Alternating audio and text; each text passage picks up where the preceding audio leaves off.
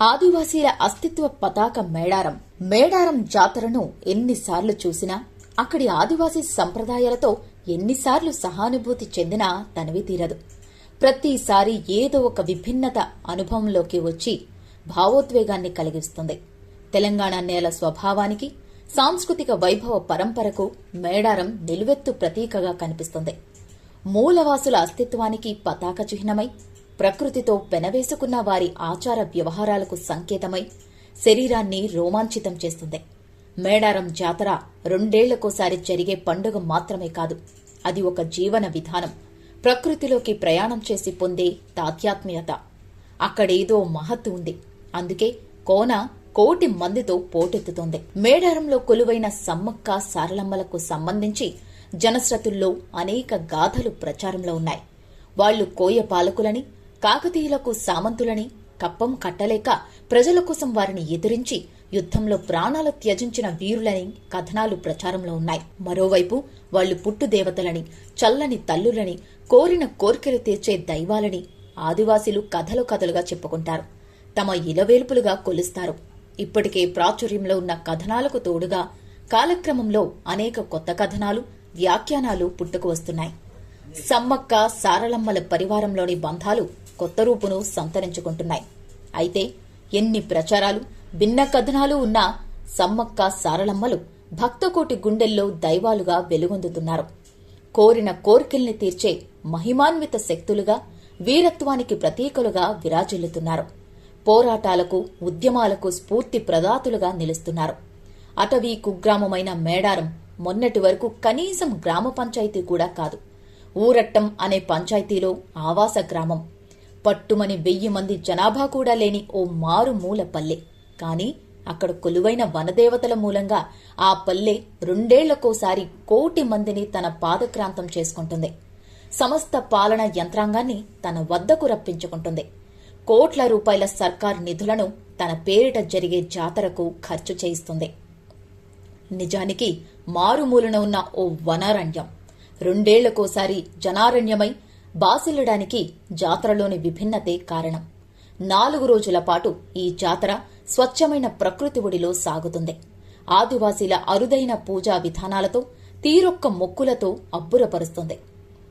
గుడి ఉండదు, గోపురాలు ఉండవు, ధ్వజస్తంభం ఉండదు, ద్వారపాలకులు ఉండరు, అర్చకులుండరు, ఆర్జిత సేవలు ఉండవు. 4 వృత్తాకార గద్దెలపైన నడుమ పాతిన కర్రలే దైవాలకు ప్రతిరూపంగా కనిపిస్తాయి. జాతర వేళ కుంకుమ భరణాలను ప్రతిష్ఠించినా అవి బయటకు కనిపించవు. మేడారంలో సమ్మక్క సారలమ్మలు భౌతిక రూపాల్లో దర్శనమివ్వరు. వారి పూర్తి అమూర్తంగా ఉంటారు. జంపన్న వాగులో పుణ్యస్నానం చేసి గద్దెల వద్దకు వచ్చి సల్లంగా సూడు సమ్మక్క తల్లి అని 2 చేతులెత్తి ప్రార్థించడంతో మొక్కు పూర్తవుతుంది. అక్కడ నిర్వహించలేని ఓ నమ్మకం, విశ్వాసం నిటారుగా నిలబడిన దాఖలా కనిపిస్తుంది. అదొక రహస్య జగత్తు. జాతర ఆద్యంతం అలుముకునే ఉద్విగ్నత ప్రతి ఒక్కరిని వివసులను చేస్తుంది. నిండు పౌర్ణమి వేళ సమ్మక్క సారలమ్మ రాక, గద్దెలపై కొలువుదీరే ఘట్టాలు మేడారం అటవీ ప్రాంతాన్ని భక్తి పారవస్యపు శిఖరాగ్రాన నిలబడతాయి. తొలి రోజు కన్నెపల్లి నుంచి సారలమ్మను, 2వ రోజు చిలకలగుట్ట నుంచి సమ్మక్కను గద్దెలపైకి తీసుకువచ్చే ఘట్టాలను ప్రత్యక్షంగా చూడటం జీవితకాల జ్ఞాపకంగా మిగులుతుంది. ఈ 2 ఘట్టాలు సాయంత్రం 5 గంటలకు మొదలై రాత్రి 8 గంటలకల్లా పూర్తవుతాయి. ఆ వ్యవధిలో మేడారం భక్తజన సముద్రమై ఉప్పొంగుతుంది. లక్షలాది కోళ్లు, యాటలు తలలు తెంచుకొని తల్లులకు రక్తాభిషేకం చేస్తాయి.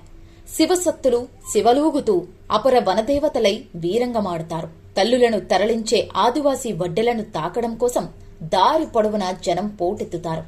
తల్లులు గద్దెలపైకి చేరడంతోనే మేడారం నిండు పున్నమి వెలుగులో దైవక్షేత్రంగా రూపుదాల్చి జేగీయమానమవుతుంది. మొక్కులు ఊపందుకుంటాయి. తల్లుల చెంతకు భక్తులు వెల్లువెత్తుతారు. ఆ సమయంలో గద్దెల ప్రాంగణమే కాదు, మేడారం యావత్తు అద్భుతమైన కాంతితో ప్రకాశిస్తూ సంభ్రమాశ్చర్యాలను కలిగిస్తుంది. ఆదివాసీల పూజా విధానాలు సామాన్యుల జీవన రీతులకు దగ్గరగా, వారి ఆర్థిక స్థాయికి తగినట్టుగా ఉంటాయి. అందుకే సమ్మక్క సారలమ్మలు ఆదివాసులకే కాదు, ఆదివాసీయేతరులకు ఇష్టదైవాలుగా వెలుగొందుతున్నారు. ఎంతో చవకైన బెల్లంను బంగారంగా అప్పగించడం, ఒడిబియ్యం పోయడం, చీరాసారలు సమర్పించడం, ఎదురుకోళ్లను ఎగరేయడం, కోళ్లు ఏటలను బలి ఇవ్వడం, ఇలా అనేక రకాలుగా మొక్కులు చెల్లించుకుంటారు. ఇతర తీర్థయాత్రలతో పోల్చుకుంటే మేడారం యాత్ర ఖర్చు ఎంతో తక్కువ. అందుకే ఇది సామాన్యుల జాతరగా విలసిల్లుతోంది. ఆదివాసీలకు పండుగలు, జాతరలు అంటే ఒక వినోదం, తమ రోజువారీ జీవితాల నుంచి ఉపశమనం చెందే ఘట్టం. అందుకే మేడారం జాతర విందు వినోదాల సమాగమంగా సాగుతుంది. మందు, మాంసం లేనిదే పూట గడవదు. ఆటపాటలు లేనిదే జాతర ప్రయాణం పరిపూర్ణం కాదు. దేవతల దర్శనానికి ముందు, తరువాత జాతరలో భక్తులకు ఎలాంటి కట్టుబాట్లు ఉండవు. నెలసరిలో ఉన్న మహిళలు అయినా వాళ్లను కోల్పోయి సుష్టిలో ఉన్నవారు సైతం దర్శనం చేసుకుంటారు. ముహూర్తాలు, గడియలు, వర్జ్యాలు, అమావాస్యలు, వారాలు ఇక్కడ లెక్కలోకి రావు. దేవతలకు భక్తులకు మధ్య సంధానకర్తలు ఉండరు. ఈ పద్ధతులే సమస్త జనాన్ని సమ్మక్క సారలమ్మలకు పరమ భక్తులను చేశాయి. ఏపీ, తెలంగాణ నుంచే కాదు, మధ్యప్రదేశ్, మహారాష్ట్ర, ఒడిశా రాష్ట్రాల నుంచి 2 ఏళ్లకోసారి మూటా ముల్లే సదురుకొని మేడారం బాట పడతారు. కాలం ఎంత మారుతున్నా, ఆధునికత ఎంత చుట్టుముడుతున్నా మేడారం తన అస్తిత్వ మూలాలను చేజార్చుకోలేదు. బ్రాహ్మణీయ విధానాలను చొప్పించే ప్రయత్నాలు జరిగినప్పుడల్లా ఆదివాసీలు వడిసెల రాళ్లలా ఎదురుదాడికి దిగిన సంఘటనలు ఎన్నో. అభివృద్ధికి, విస్తరణకు సహకరిస్తూనే వారు మేడారం జాతర అస్తిత్వాన్ని కాపాడుకుంటున్నారు. ఒకప్పుడు మేడారం రావాలంటే ఎగుడు దిగుడు మట్టిదారుల్లో ఎడ్లబండ్లే శరణ్యం. గత 30 ఏళ్లుగా జాతరకు మేడారంలో ఎంతో అభివృద్ధి కనిపిస్తోంది. అధికారంలో ఉన్న పాలకులు 100 కోట్లు ఖర్చు చేస్తున్నారు. రోడ్డు రవాణా సౌకర్యాలు ఎంతో మెరుగుపడ్డాయి. జాతర వేళ హెలికాప్టర్లు కూడా అందుబాటులోకి వచ్చాయి. సోషల్ మీడియా ఆలంబనంగా జాతర విశ్వవ్యాప్తమవుతోంది.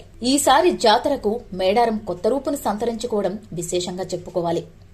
101 కోట్ల రూపాయల వ్యయంతో గద్దెల ప్రాంగణం చుట్టూ పాలరాతి మహాద్వారాలను, వృత్తాకార నిర్మాణాలను ఏర్పాటు చేశారు. ద్వారాలపై ఆదివాసీల గొట్టు, గోత్రాలు, వారి ఆచార వ్యవహారాలకు సంబంధించిన చిత్రాలను శిల్పాలుగా చెక్కించారు. మొన్నటి వరకు వనదేవతల గద్దెలు ప్రకృతి ఒడిలో సహజ సిద్ధంగా కనిపించేవి. ఇప్పుడు పాలరాతి మహాద్వారాలు, వలయాకార నిర్మాణాల మూలంగా అవి మునుపటి ప్రభను కోల్పోయాయనే భిన్నాభిప్రాయం ఉన్నా దేవతలపై భక్తులకున్న అపార విశ్వాసం, నమ్మకం ముందు అవేవీ అడ్డంకిగా కనిపించడం లేదు. మేడారం చరిత్రను శాశ్వతత్వం చేసి జాతర గొప్పతనాన్ని ప్రపంచానికి చాటడం, వనదేవతల దర్శనాన్ని మరింత సులభతరం చేయడం కోసమే గద్దెల విస్తరణ, అభివృద్ధిని చేపట్టినట్టు ప్రభుత్వం చెబుతున్న వాదనకు మద్దతు బాగానే ఉంది.